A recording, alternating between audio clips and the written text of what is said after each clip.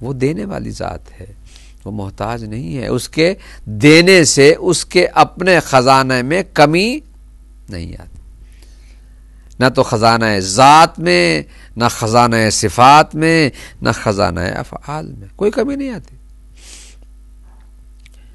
مگر اللہ تعالیٰ نے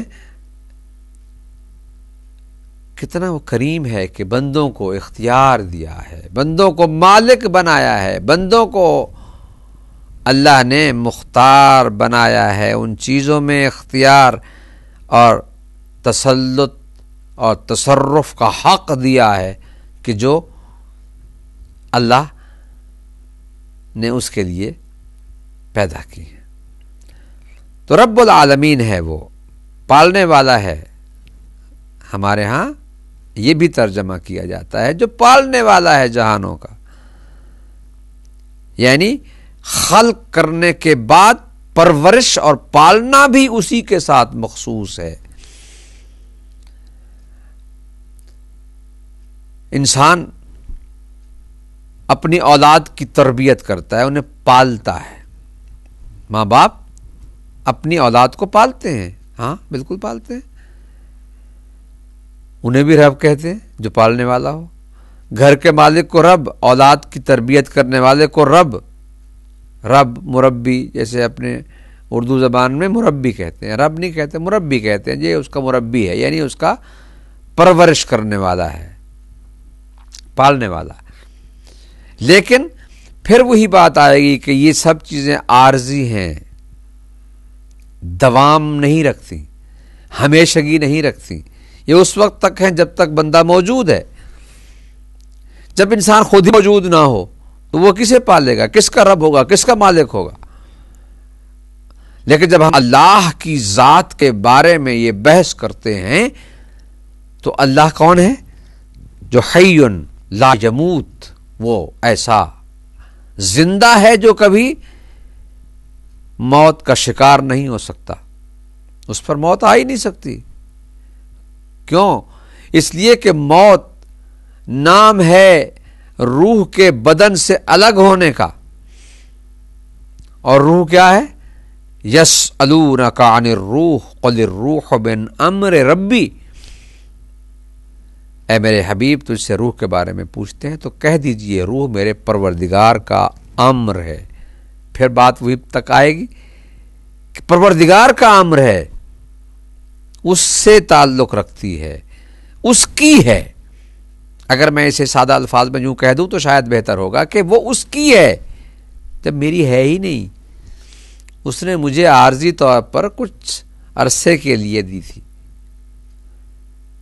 50 سال، 100 سال، 200 سال، کتنی عرصہ تک ہم اس روح کو اپنے جسم کے ساتھ، پھر یہ ہے کہ جب وہ روح آتی ہے تو ہمارا اختیار ہی نہیں ہوتا، اور جب جاتی ہے تو ہمارا اختیار نہیں ہوتا، وہ تو ہے ہی نہیں۔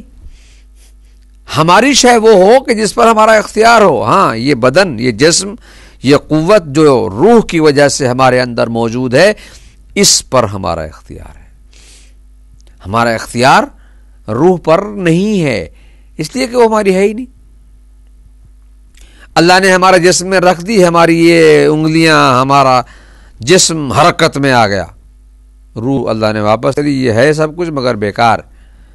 تو اس کا مطلب یہ ہے کہ اصل مالک اللہ ہے۔ اب سمجھ میں آ گئی بات کہ رب العالمین کا معنی کیا ہے، کہ حقیقی معنی میں مالک وہ ہوتا ہے جو اپنی ملکیت میں، اپنی مملوکہ شے میں، جس کا وہ مالک ہے، جیسا چاہے، جو چاہے، جہاں چاہے، جس طرح سے چاہے تصرف کرے اور اس کے بارے میں فیصلہ کرے۔ روح آج میرے جسم میں ہے، نکل جائے تو جہاں اللہ چاہے گا رکھے گا، میرے اختیار میں ہی نہیں ہے۔ نہ روح کا آنا میرے اختیار میں، نہ روح کا جانا میرے اختیار میں۔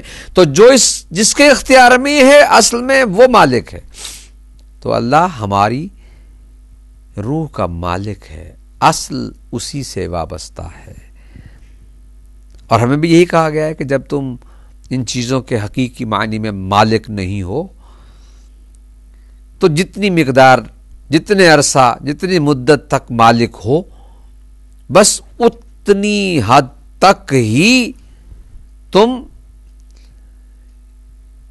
انہیں اپنے استعمال میں لاؤ، ان سے جو اپنی زندگی کے امور میں استفادہ کرنا چاہتے ہو کرو، اور اگر نہیں تو پھر ہٹ جاؤ۔ یہ ہمارا کام ہے، ہم جہاں چاہیں روح کو رکھیں، جب تک چاہیں روح کو رکھیں۔ اس لیے جب انسان کی روح قبض ہونے لگتی ہے تو وہ بے اختیار ہوتا ہے، کسی کو کچھ پتہ نہیں کہ اس کی روح نے کہاں پر قبض ہونا ہے، اس پروردگار کے ہاتھ میں دوبارہ چلے جانا ہے۔ اور حضرت عزرائیل علیہ السلام جب تشریف لاتے ہیں کسی کو علم نہیں ہے کہ وہ کب آئیں گے، کہاں آئیں گے، کس حالت میں آئیں گے۔ آتے ہیں کس کے حکم سے، کس کی اجازت سے؟ اللہ کی اجازت سے، جو حقیقی معنی میں روح کا مالک ہے۔ اسرائیل روح قبض کرنے آتے ہیں، روح کے مالک نہیں ہیں، حکم الہی سے اسرائیل روح قبض کر کے چلے جاتے ہیں۔ تو جس کا حکم ہوگا وہی مالک ہے، وہی کہہ سکتا ہے کہ اب یہاں رکھو، یہاں اب اٹھا دو، یہ یہاں رکھی ہوئی تھی، ہم نے رکھا تھا اسے، اب اسے اٹھا دو۔ تو اب اس کا مطلب کیا ہوا؟ اس کا مطلب یہ ہے کہ اللہ تعالی نے انسان کو اپنے رب ہونے، اپنے مالک حقیقی ہونے کی طرف توجہ دلانے کے لیے الحمدللہ کے بعد رب العالمین جو فرمایا، یہ اسی لیے کہ تم جان لو کہ اللہ مالک ہے عالمین کا، پوری کائنات کا ایک ہی مالک ہے۔ اس کے لیے حمد مخصوص ہے، جو رحمان ہے، جو رحیم ہے، الرحمن الرحیم، جو کثرت سے رحمت کرنے والا ہے، عطا کرنے والا ہے، جو رحیم ہے، جو ہمیشہ رحمت عطا کرنے والا ہے یا رحم کرنے والا ہے، الرحمن الرحیم۔ مالک یوم الدین، جو مالک ہے قیامت کے دن کا، دین جزا کو کہتے ہیں یہاں پر، یوم دن، ایک دن وہ آئے گا۔ اب وہ دن کتنا لمبا ہے؟ آیا وہ یوم جسے ہم کہتے ہیں صبح سے شام تک، یا 24 گھنٹوں کا؟ اسے بھی یوم کہتے ہیں، پورے دن اور رات کے مجموعے کو یوم کہتے ہیں، یا صرف دن کو یوم کہتے ہیں، نہار عربی زبان میں، لیل و نہار، شب و روز کے مجموعے کو یوم کہتے ہیں، یا دن جسے ہم کہتے ہیں دن اور رات، تو وہ صبح طلوع آفتاب سے لے کر غروب آفتاب تک کے دورانیے کو۔ لیکن یہاں پر وہ مراد نہیں ہے کتنا لمبا دن ہوگا، وہ کتنا، یہ گھڑیاں وڑیاں سب کچھ یہی رہ جائیں گی، ان کی کوئی حیثیت نہیں رہے گی، اس لیے کہ یہ ہماری بنائی ہوئی ترکیبات ہیں کہ اب کتنا وقت ہو گیا، یہ گھنٹے، یہ منٹ، یہ ہم نے بنائے ہیں۔